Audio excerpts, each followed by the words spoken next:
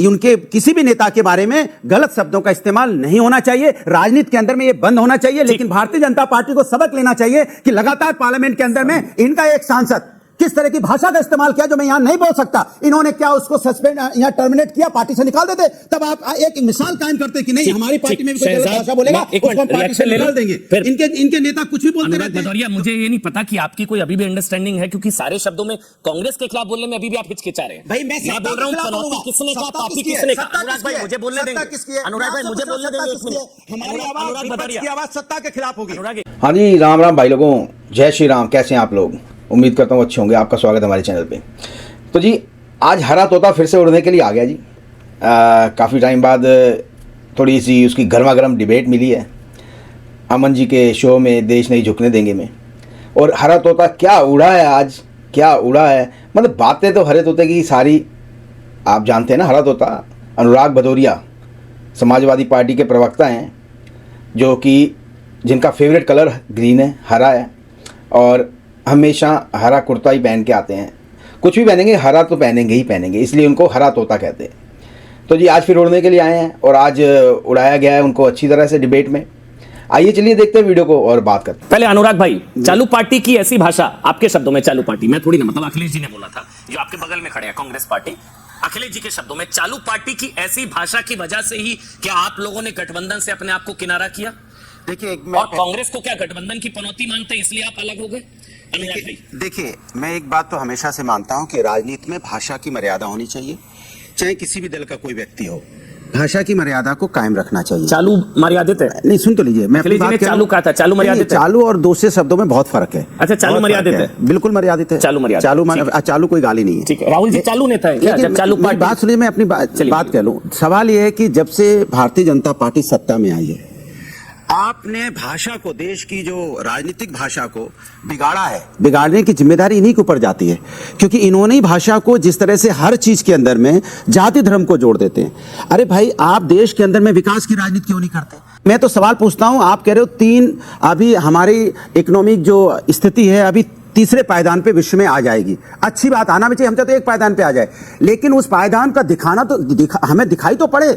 आज भी आदमी महंगाई से जूझ रहा है। कहते हैं चौथी की तरफ बढ़ रही है, फिर तीसरी की तरफ बढ़ाते हैं। हम कहते हैं एक की तरफ आ जाए, क्या दिक्कत है, हिंदुस्तान नंबर 1 पे हो। लेकिन सवाल ये नहीं है, सवाल ये है कि देश की क्या महंगाई कम हो गई?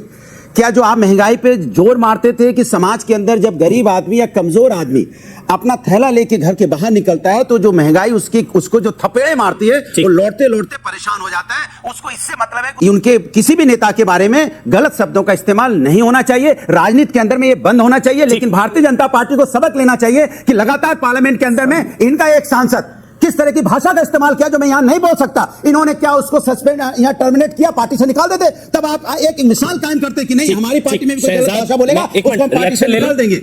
इनके नेता कुछ भी बोलते रहते हैं। भदौरिया, मुझे ये नहीं पता कि आपकी कोई अभी भी अंडरस्टैंडिंग है, क्योंकि सारे शब्दों में कांग्रेस के खिलाफ बोलने में अभी भी आप हिचकिचा रहे हैं। भाई मैं बोल रहा हूं पनौती किसने कहा, पार्टी किसने कहा? अनुराग भाई मुझे बोलने देंगे, अनुराग भाई मुझे बोलने देंगे।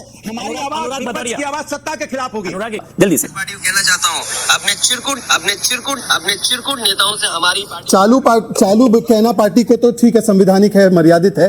चिरकुट कहना, और ये पूर्व मुख्यमंत्री अबू आजमी ने महिलाओं के विषय में जो बोला, आजम खान ने जया प्रदा के विषय में जो बोला, इनरवेयर को लेकर और शफीकुर रहमान बर्क ने जब बच्चियों की एज को 18 से बढ़ाकर 21 किया गया शादी के लिए, तो उन्होंने कहा ये आवारा है लड़कियां। अब मुझे बताइए, ये भी संविधानिक पोस्ट पे थे। मैं पूछना चाहता हूं, देश की मान बढ़ाने वाली, देश के लिए मेडल जीतने वाली पहलवान महिलाएं पार्लियामेंट से 500 दूरी पे अपना न्याय मांग रही थी, तड़प रही थी, आपने उसको रोड पे घसीटा। कौन सांसद आपका खड़ा हुआ? कौन नेता उनके साथ खड़ा हुआ? आप बताइए। मैं पूछना चाहता हूं, मणिपुर की महिलाओं के साथ अन्याय हो रहा था, अत्याचार हुआ, आपका मुख्यमंत्री वहां पे था, क्या आपने किया? आज तक वहां परेशानी है, उससे चर्चा क्यों नहीं करना चाहते? क्यों नहीं बात करना चाहते? बेटी पे क्यों नहीं चर्चा? अंकिता के केस है, उससे चर्चा क्यों नहीं करना चाहते? आप मिसाइल पढ़ेंगे ना अनुराग भाई, अगर ऐसे इतिहास में जाएंगे तो फिर अनुराग भदौरिया होगा, ये होगा कांग्रेस वाले। अगर ऐसे हम इतिहास में जाएंगे तो वो याद दिला देंगे कि लड़कियां गलती हो जाती है, मुलायम सिंह यादव का बयान नहीं जाता, लड़कियां नहीं जाती। मैं मलूक नगर साहब आपके पास आ रहा हूं। मलूक भाई, मेरा आपसे सवाल ये है, इसको आप माफ कर रहे लगता है कि क्या चिंता की बात है? आप सही बात बोलो ना। जो काम कांग्रेस ने किया 2014 में, जनता ने उसको आउट कर दिया। उसी रास्ते पे बीजेपी चल रही है 2024 में, बीजेपी को भी आउट कर देंगे। भाई कांग्रेस को आउट इसलिए क्या था कि जनता का भला नहीं कर रहे थे वो। आज कांग्रेस ने कुछ खराब किया तभी तो जनता ने हटाया ना।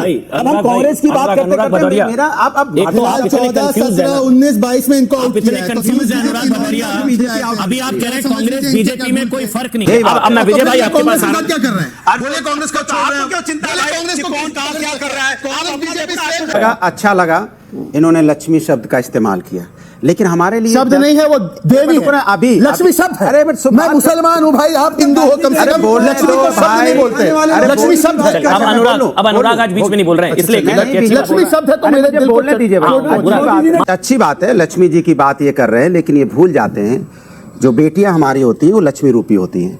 वो आपके 100 डायल में काम करती हैं, मात्र 12,000 से कह रही थी मेरी सैलरी 16,000 कर दो। वो धरने पे बैठी हैं, लगातार बैठी रही। दिवाली के दिन वो माँ रूपी हमारी लक्ष्मी बेटियां बाहर धरने पे बैठी रही, लेकिन बीजेपी की सरकार के कान में जू नहीं रखा।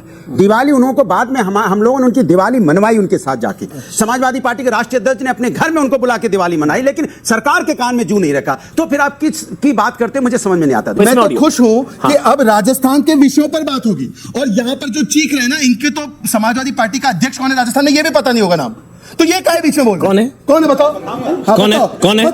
बताओ नाम। कौन है? नाम नहीं पता इनके अध्यक्ष राजस्थान में चीख चीख कर बोलना, बताइए ये बताओ। बता रहा हूँ, हम लोग के सांवरिया जी वहाँ अध्यक्ष हैं। सावरिया जी बताओ, मेरी बात। ये सावरिया बनकर सुन लो यार। सावरिया मत बनिए, उनके अरे यार, कांग्रेस पार्टी क्या के। बात सुन कर रहे हो? और लीजिए सुनिए, और वो विधायक जीतने जा रहे हैं। कितने सीटों पर लड़ रहे पूछ लीजिए एक बार। इतने बहुमत राजस्थान में कितने सीट पे लड़ रहे? अब एक काम करते हैं अनुराग, आप इनके बाद बोलिएगा ना, आप सभी से बोलेंगे ना, पूछ रहा हूं आप इनके बाद बोलिएगा। इतना चिल्ला रहे हैं, इतना अगर आपने वहां बेटी पे अत्याचार हुआ था, बेरोजगारी इतनी ज्यादा थी, कितना आपने वहां पे मार्च निकाला, कितना हल्ला बोला? अरे भाई, कुछ नहीं, टीवी डिबेट में चिल्लाते हैं। एक वीडियो दिखा दीजिए आपने मार्च दिखाइए वीडियो अभी, एक से दिखाइए जनता को कि कितना बीजेपी ने वहां पे हल्ला मचाया, महंगाई के खिलाफ कितना वोट मांगा। आप वोट मांग रहे हैं वहां धर्म के नाम पे, आपने महंगाई के नाम पे वोट नहीं मांगा, बेटी के महिलाओं की सुरक्षा के नाम पे एक वोट काम नहीं करते हैं ना मांगा, अनुराग, बेरोजगारी के नाम हम पे सीधा वोट पॉइंट नहीं पर आते हैं मांगा। ना। क्योंकि आप क्या राजस्थान में कांग्रेस रिपीट होनी चाहिए, हाँ या ना? देखिए, भारतीय जनता पार्टी को हारना चाहिए। हाँ जी, वीडियो तो हो गया जी यहाँ पे ख़त्म। उम्मीद करता हूँ आपको पसंद भी आया होगा। और ये जो हरे तोते जैसे लोग हैं, अगर आप if you want this type of people control Indian politics, तो आप इस पे जाएं, वरना अपनी चॉइस आपके पास कोई भी नहीं है इस समय। कोई और इस समय देश को नहीं संभाल सकता, ये अपने दिमाग में रखें।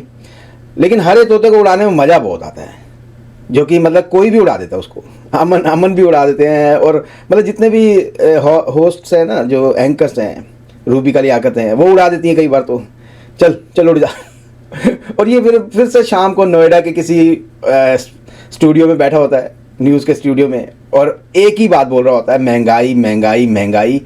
कभी मतलब वो जो लड़कियां मणिपुर, जो प्लेयर्स बैठी हुई थी, खिलाड़ी लड़कियां, और मणिपुर महंगाई, और मतलब कभी टमाटर लेके आ जाएगा, कभी हरी मिर्च, कभी धनिया। मतलब टू मच है यार, सुपर से भी ऊपर है ये। इसको तो मतलब हर रोज़ नोएडा बुलाओ और फिर नोएडा से इसके घर की तरफ उड़ाओ। इसका यही काम है रोज़ का, और होता भी है जी, ये रोज़ हो रहा है, डेली का बेसिस पे होता है। कहीं ना कहीं ये बैठता है और कोई ना कोई इसको उड़ाता है। तो जी प्लीज़ चैनल को सब्सक्राइब करें, वीडियो को लाइक करें, शेयर करें। मैं मिलूंगा आपको अगले वीडियो में, तब तक के लिए जय श्री राम, हर हर महादेव, जय हिंद।